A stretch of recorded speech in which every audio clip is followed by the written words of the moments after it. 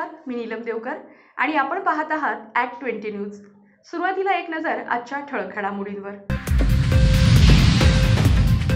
संविधानाच्या रक्षणासाठी आता रस्त्यावरची लढाई। आजपासून रोज 20 किलोमीटर पायी चालून लॉंग मार्च मुंबईला धडकणार। मराठवाड्याच्या हक्काच्या पाण्यासाठी विभागीय आयुक्तालयासमोर लाक्षणिक उपोषण। पाणी परिषदेत मांडला अन्यायाचा लेखाजोखा। एनआयची धरपकड, मुस्लिमांवर दहशत बसवण्यासाठी वजाहते हिंद संघटनेचा आरोप। आणि मधुमेहींसाठी योगासने आणि प्राणायाम लाभकारी, डॉक्टर कालवणेची कार्यशाळा। पाहूयात आजच्या काही महत्त्वाच्या घडामोडी। संविधानाचे संरक्षण करण्यासाठी आणि मुस्लिम समाजाला आरक्षण देण्यात यावे या प्रमुख मागणीसाठी आजपासून लॉंग मार्च काढण्यात येत आहे। मुंबईला धडक देणारा लॉंग मार्च दुपारी जामा मस्जिद हमकास मैदान येथून निघाला। दररोज किमान 20 किलोमीटरचे मार्गक्रमण हा मार्च करणार असून यामध्ये कोणताही पक्ष किंवा संघटना नाही। या लॉंग मार्चचे संयोजक माजी नगरसेवक जावेद कुरेशी यांनी या लॉंग मार्च बाबत भूमिका मांडताना सांगितलं की सध्याचे केंद्रातील सरकार भारतीय संविधानाला अभिप्रेत असलेल्या मार्गदर्शक तत्वांच्या विरोधात सातत्याने निर्णय घेत आहे। एक प्रकारे संविधानाची अवहेलना सरकार करीत असून आता आपण जागे झालो नाहीत तर सत्ताधाऱ्यांची मनमानी वाढेल। मग संविधान असेल किंवा नसेल काहीही फरक पडणार नाही। म्हणून संविधानाच्या संरक्षणासाठी हा लॉंग मार्च काढण्यात येत आहे। त्याचबरोबर मुस्लिम समाजाला आधीच्या आघाडी सरकारने दिलेलं आरक्षण कायम ठेवावं अशी मागणीही करण्यात येत आहे। सरकार को राकेश साहब आगे बढ़ो, मसूद भाई तुम आगे बढ़ो, हम तुम्हारे साथ हैं। अरे अफसर खान तुम आगे बढ़ो, हम तुम्हारे साथ हैं। जावेद भाई तुम आगे बढ़ो, हम तुम्हारे साथ हैं। अरे लेके रहेंगे, लेके रहेंगे, लेके रहेंगे, लेके रहेंगे, अरे लेके रहेंगे, लेके रहेंगे। अरे बोल बनकर दादा बोल, बोल अल्लाह बोल, बनकर दादा बोल, अल्लाह बोल, अल्लाह बोल। अरे मंत्रालयावर हल्ला बोल, अल्लाह बोल, अल्लाह बोल, बोल भी दादा अल्लाह बोल। अरे तू भी बोल, अल्लाह बोल, अरे जोर से बोल, अल्लाह बोल, तू भी बोल, अल्लाह बोल। आज़ादी के वक्त से मुसलमानों को रिजर्वेशन का झांसा हुकूमतें देते आ रही है। लाख कोशिश करने के बावजूद भी हुकूमत हमको रिजर्वेशन दे रही नहीं है। जिन लोगों के ऊपर रिजर्वेशन लागू नहीं होता उन लोगों को रिजर्वेशन के लिए भाग दौड़ चालू है, और जिन लोगों को रिजर्वेशन देने के लिए कानूनदानों ने जो है सिफारिश की, हाई कोर्ट ने जो है हुकूमत से मुतालबा किया कि मुसलमानों को तालीम में कम से कम 5% रिजर्वेशन दिए, लेकिन हम तालीम से खामोश बैठने वाले नहीं हैं। ये रिजर्वेशन हमारे लिए नाकाफी है। जो हमारा हक है वो हमको मिले ये मुतालबा लेकर आज औरंगाबाद के ये नौजवान जियाले जो है रास्ते से पैदल मुंबई तक मार्च निकाल रहे हैं। चाहे कुछ भी हो जाए, हमारे पैर फूट जाए, हमारे पैरों में से खून निकल जाए, हमारी सेहत की ऐसी की तैसी हो जाए, लेकिन ये मार्च वहाँ मंत्रालय तक तकमील को जाए। मराठवाड्यावर सातत्याने पश्चिम महाराष्ट्र आणि उत्तर महाराष्ट्रातील नाशिक जिल्हा अन्याय करीत असून मराठवाड्याच्या हक्काचं पाणी मिळू देत नाही असा आरोप माजी जिल्हा परिषद सदस्य रमेश गायकवाड यांनी केला आहे। आज विभागीय आयुक्तालयासमोर एक दिवसीय पाणी परिषदेचे आयोजन करण्यात आले होते। यावेळी अनेक वक्त्यांनी मराठवाड्याच्या हक्काचं पाणी मिळत नसल्याचे गाऱ्हाणे मांडले। पाणी परिषदेबरोबरच एक दिवसाचं लाक्षणिक उपोषणही करण्यात आलं। पडला होता। या दुष्काळामुळे 2005 ला आपण 3 मुख्य अभियंत्याच्या अध्यक्षतेखाली जी निश्चित रूपाने समिती नेमली गेली, त्यांनी पाण्याचं मोजमाप केलं। त्र्यंबकेश्वर ते नांदेड पर्यंत पाणी भरलं 157 टीएमसी, आणि त्याच्यामध्ये 143 टीएमसीचे धरणं हे खऱ्या अर्थानं या नगर नाशिकच्या लोकांनी बांधून घेतले। आमच्या मराठवाड्याला फक्त 14 टीएमसी पाणी राहिलं। त्यानंतर MWRA आणि मुंबई उच्च न्यायालयामध्ये आपली खंडपीठात माझे आपले आमदार प्रशांत यांची एक याचिका दाखल झाली आणि त्यावरून हे समन्वय पाणी वाटपाचा जलनिर्माण प्राधिकरणाचा कायदा 2005 निर्माण झाला। आज आपण बघतो की त्या भागामध्ये 100% धरणं भरलेली आहे। आमच्याकडे सत्तेची मराठवाड्यातले अपूर्ण प्रकल्प 40 ते 50 असे अपूर्ण प्रकल्प आहेत। आपल्या सर्वांच्या माहितीकरता लेंडी प्रकल्प आहे, 37 वर्ष झाली, एक पिढी गेली। असे जे मराठवाड्यातले जे अपूर्ण प्रकल्प आहेत, हे अपूर्ण प्रकल्पाचा सुद्धा कालबद्ध कृती कार्यक्रम शासनाने घोषित केला पाहिजे। इथली जे पाण्याची वितरण व्यवस्था आहे ही अत्यंत गंभीर आहे। कालवे नीट नाही आहेत, चाऱ्या नाही आहेत, चाऱ्या आहेत तर चाऱ्यामध्ये झाडं झुडपं गाळ साठलेलं आहे। अशा प्रकारची पाणी वितरणाची अत्यंत गंभीर परिस्थिती आहे।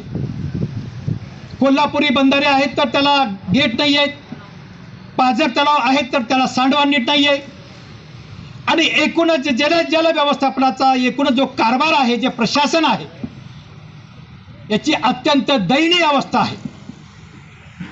आणि म्हणून मुस्लिम दहशतवादाच्या नावाखाली एनआयए निरपराध मुसलमान युवकांना पकडत असून ज्यांचा काहीही दोष नाही किंवा कुठल्याही गुन्ह्यात प्रत्यक्ष सहभाग नाही अशांनाही जेरबंद करीत असल्याचा आरोप वदहते हिंद या संघटनेनं केला आहे।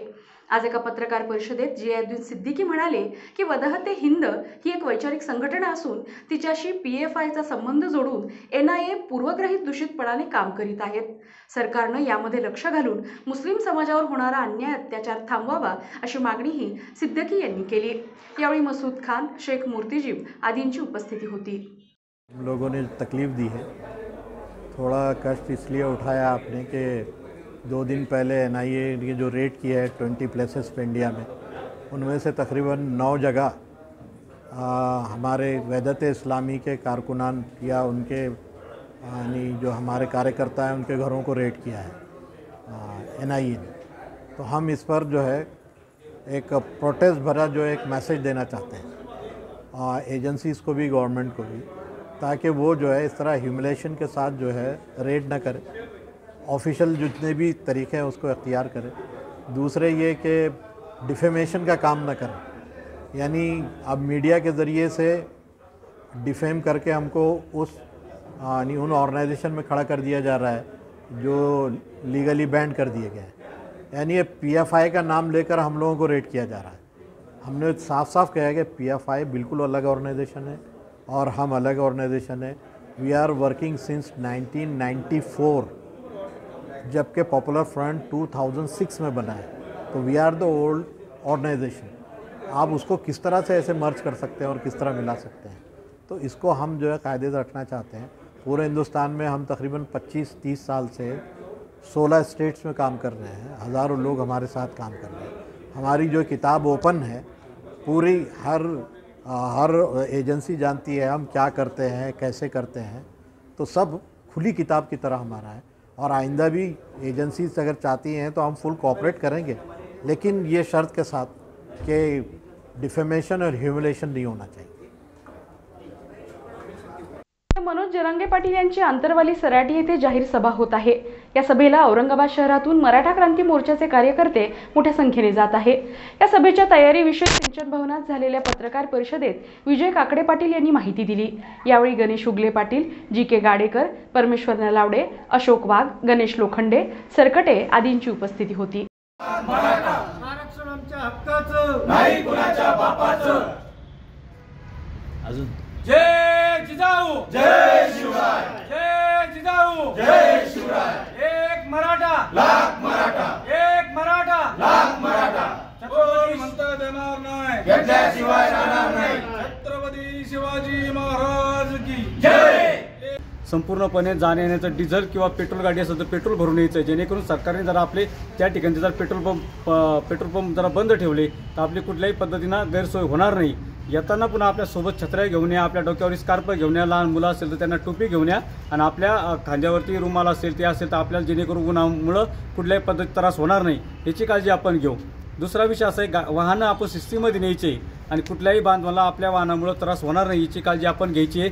उद्या हा मराठ्यांचा महाकुंभ मेळावा भारताच्या इतिहासामध्ये नाही, जगाच्या इतिहासामध्ये पहिल्यांदा होतो. त्याची वर्ल्ड रेकॉर्डमध्ये, त्याची गिनीज बुकामध्ये नोंद होणार आहे. म्हणून सकळ मराठा समाजाला मी एवढीच विनंती करणार आहे, येताना व्यवस्थित येणे, आपल्या वाहनामुळं कोणाला ॲक्सिडेंट होता कामा नये. कुठल्याही पद्धतीनं येताना आपलं पाण्याचे बॉक्स आपल्या गाडीमध्ये घेऊन या. त्या ठिकाणी सर्व गावकऱ्यांनी व्यवस्था केलेली जेवणाची, नाश्त्याची, पाण्याची, तरीसुद्धा आपण आपली व्यवस्था करून जा, जेणेकरून आता एवढे लाखो करोड लोक एकत्र असल्यामुळं त्या ठिकाणी कुठल्याही पद्धतीनं चंगराचंगरी होणार नाही याची काळजी पण आपण घेतली पाहिजे.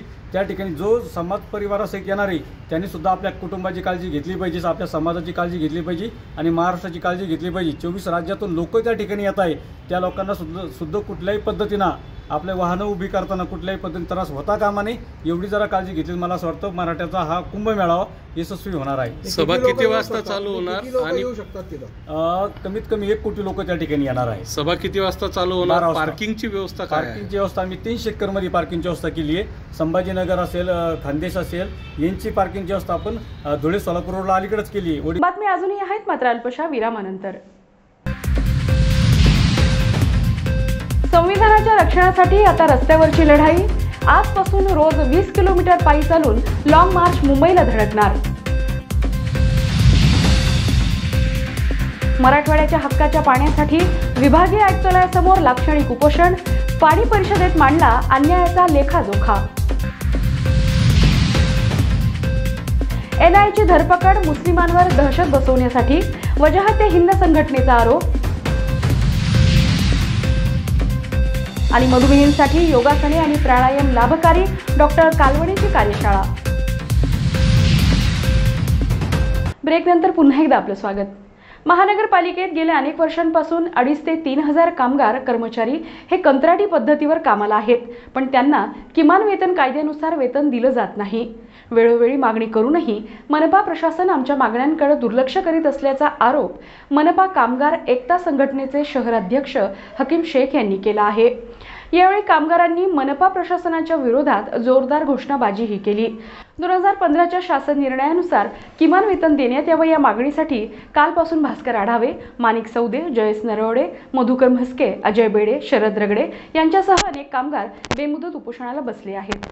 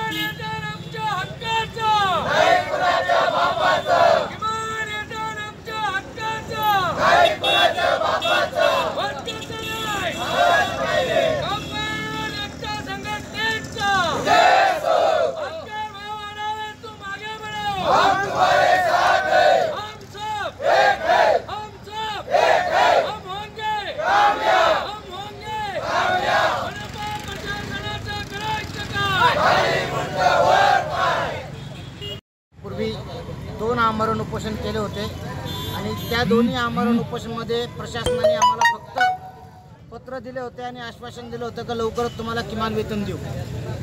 त्या उपोषणाला होऊन 1 वर्ष झालं तरी सरकार हे काही जागं होईना आणि प्रशासनसुद्धा काही जागं होईना. त्यामुळं पुन्हा आम्ही आता आमरणचा हा पुन्हा एक मार्ग पत्करलेला आहे आणि यावेळेस आमच्या मागण्या जेव्हा पूर्ण होणार नाही, आमच्या मागण्या जोपर्यंत पूर्ण होणार नाही, महानगरपालिका प्रशासन जोपर्यंत ठराव मंजूर करून आम्हाला किमान वेतनची मंजुरी देत नाही तोपर्यंत आम्ही हे उपोषण उठणार नाही. आमच्या प्रमुख मागण्या खालीलप्रमाणे अशा आहे. सरकारने जो खाजगीकरणाचा GR जो आणलेला आहे तो GR रद्द करावा.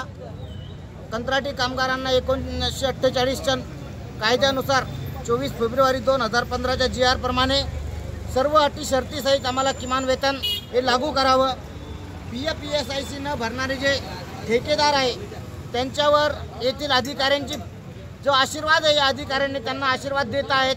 त्यांच्या आशीर्वादाने हे ठेकेदार कर्मचाऱ्यांचा PF हा वर्षानुवर्षे भरत नाही, त्यांना 3-3, 4-4 महिने पगार देत नाही, अशा अधिकारी आणि ठेकेदार यांची चौकशी करून ठेकेदाराचे परवाने रद्द करावे व या अधिकाऱ्यांना लवकरात लवकर निलंबित करावे.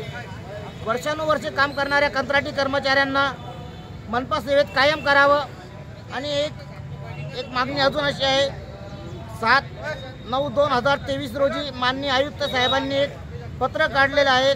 सिडकोकालीन कामगार जे आहे त्या पत्रामध्ये त्यांनी उल्लेख केलेला आहे, त्याचा कॉलम नंबर 15 आहे.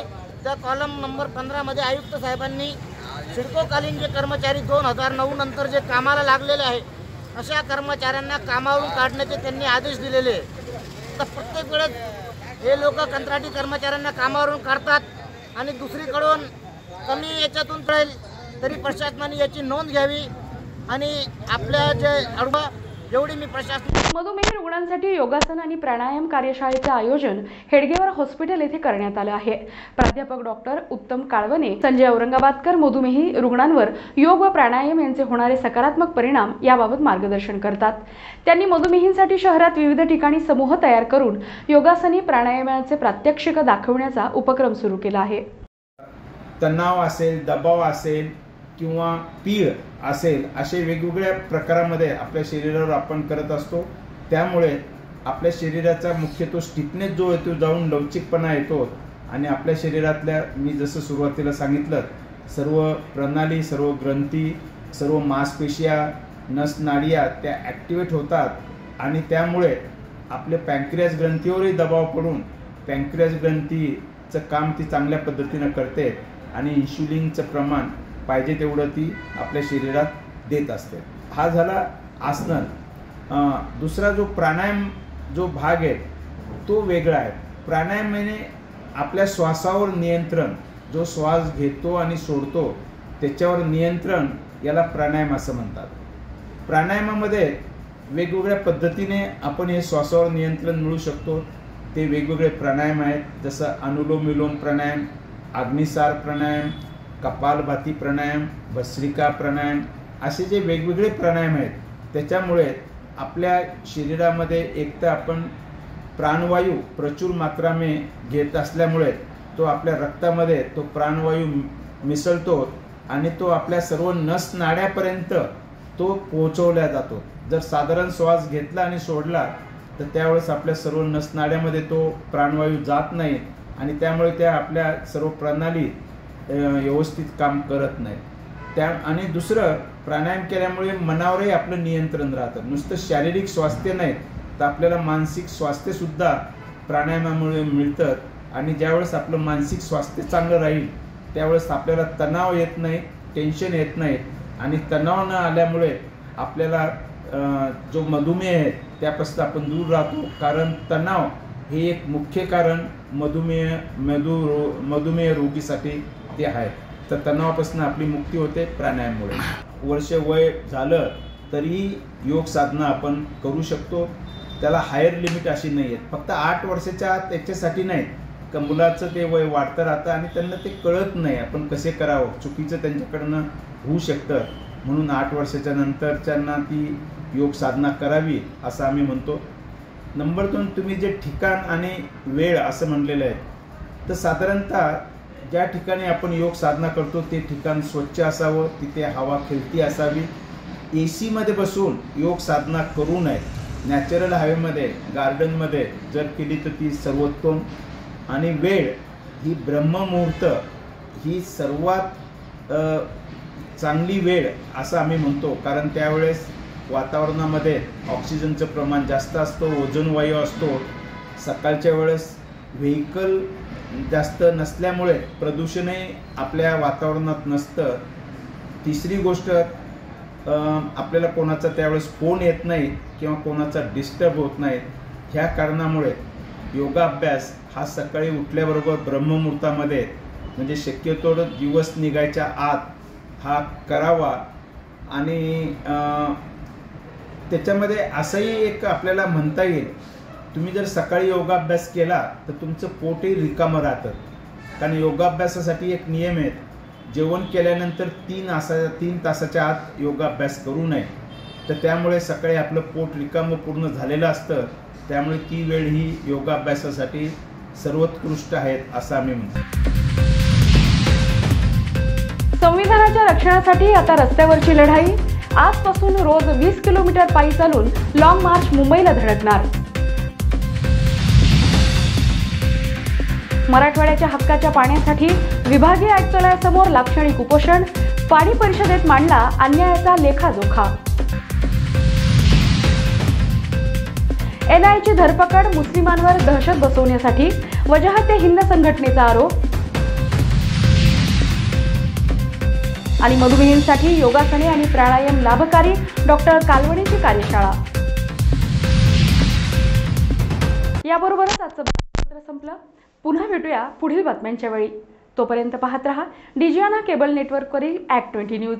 नमस्कार.